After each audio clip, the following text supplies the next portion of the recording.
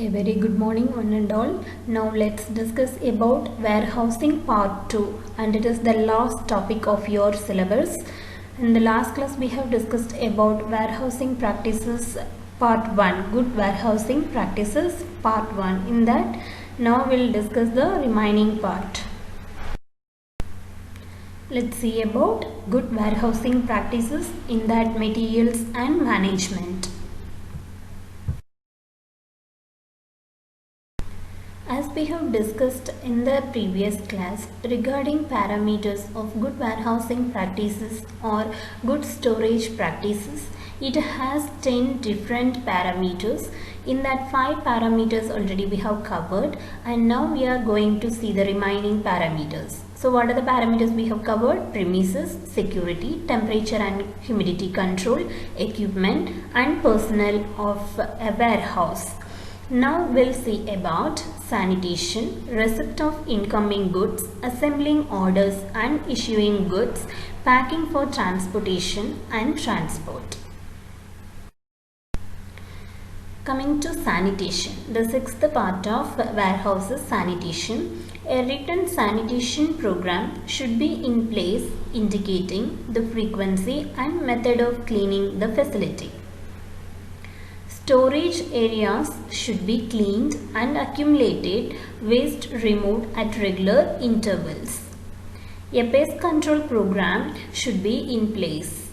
Smoking, eating and drinking should be permitted only in segregated areas and not in those areas used for the storage and handling of final drug product. Spills involving drug products must be promptly cleaned up and rendered safe in accordance with the relevant health and safety requirements for the product. Adequate toilet and changing facilities should be provided, and they should be segregated from the main storage and order assembly areas. So this is about how to maintain sanitation of a warehouse. More or less this is similar to good laboratory practices also. So refer the parameters what we have discussed under GLP. Next about the seventh parameter, that is receipt of incoming goods. It should be carried out according to approved adequate SOP. Visually examined for identity against the relevant supplier's documentation. Visually examine for identity against the relevant supplier's documentation. Visually examine for damage. Subdivide according to batch numbers if more than one batch. Subdivide according to batch numbers if more than one batch. Reject product if damaged or otherwise unfit for use. Reject product if damaged or otherwise unfit for use. Handle high security materials, control drug, high value items, products requiring a specific storage temperature. Confirm with signature that receiving goods are as specified by supplier, or if not, provide adequate commands. Confirm with signature that receiving goods are as specified by supplier, or if not, provide adequate commands. This is about receipt of incoming goods. Next, how to assemble orders and to issue goods. It is also following adequate SOPs, where pick up goods according to formal dispatch documents. Pick up goods according to formal dispatch documents. Assemble complete order. Assemble complete order. Visually examine for identity and completeness. Visually examine for damage. Confirm with signature properly assembled order. Prepare adequate shipping package to protect any damage of goods, seal pack and provide relevant identification. The heat sensitive drugs, if not transported by appropriate specialized means, should be provided isolated packing. The heat sensitive drugs, if not transported by appropriate specialized means, should be provided isolated packing. So these are about assembling order and issuing goods. Next, after maintaining a warehouse, after receiving incoming goods and assembling orders and issuing goods, let's see about packaging for transportation. Products should be packed in such a way that the identification of the product is not lost. The product does not contaminate and does not contaminate by other products or materials. Adequate precautions are taken against spillage and breakage. Products requiring controlled temperature storage should be provided with insulated bags. There should be in place documented evidence that the insulated bags ensured adequate transport conditions with regards to product quantity, ambient temperature, maximum delivery time. So these are related to packing for transportation goods. The last parameter is how to transport goods. Products should be transported in such a way that the safety, identity, strength, quality and purity of the product is not lost.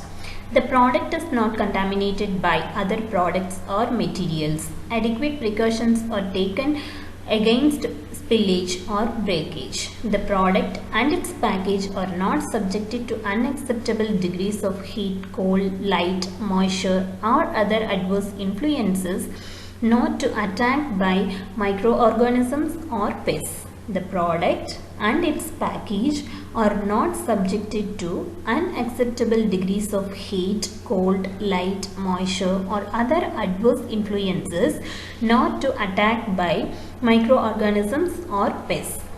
Drug products requiring controlled temperature storage by appropriate specialized means or should be packed with adequate insulation. Drug products requiring controlled temperature storage by appropriate specialized means or should be packed with adequate insulation. And then transport. Then documents should be provided to cover all shipments. These documents should include as minimum name of the product, quantity of the product, special storage and handling instructions. So these are about transport instructions. Let's see about various records used in a warehouse according to good warehousing practices. The records are maintained for receiving goods, issuing goods, training, monitoring temperature and humidity, cleaning operation, pest control, calibration, preventative maintenance, recall, complaints, inventory and log of signature. So nearly 12 records are maintained for a warehouse. These are overall summary about good warehousing practices. Clean and disinfect the storage area regularly. No food, drink, gum, tobacco, trash cans in the warehouse and storage area. Personal items are to be kept in designated areas. Record all inbound drug temperatures. Inspect all incoming for spillage and packing condition. If seals are present on the incoming supplies, the seal number should be checked against the seal number on the bill of lading delivery order to ensure that they are matched. Inspect empty cases, racks and pallets for rodent, insect activity or odors. Store supplies in a dry, well-lit, well and adequate air ventilation and out of direct sunlight. Make sure no water can leak into the storage area. Report all spilled and damaged cases, racks, guardrails immediately to warehouse executive or supervisors. Proper designated storage areas for high-risk drugs, refrigerated or frozen zone for low-temperature drugs. Make sure no personal food or drink in the freezer or coolers and make sure the doors closed at all times. Make sure storage cases, racks have adequate clearance of the floor, away from the walls and from the stacks height constraints. Make sure have sufficient space for inspection and cleaning. Arrange the contents so that the identification labels and expiration dates or manufacturing dates are visible. Store the drugs in a manner accessible for first to expire, first out distribution. Store drugs separately away from insecticides, chemicals, old files, office supplies and other materials. Separate and dispose of damaged or expired drugs without delay according to local and donor regulations. Assure proper security. Make sure fire safety equipment is available and accessible. Wash hands after using restrooms. So these are the summary about good warehousing practices. Thank you all for patient listening. With this, we are coming to the end of the whole syllabus and the topic of 5th unit. That is about good warehousing practices. Hope you all have understood. Thank you all for your kind cooperation for completing the syllabus successfully. In the next class, you will be having an MCQ class test on unit 5, this whole unit.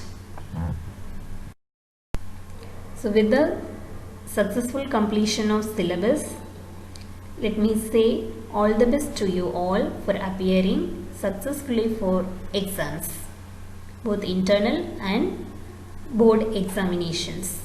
Thank you all for kind cooperation. All the very best.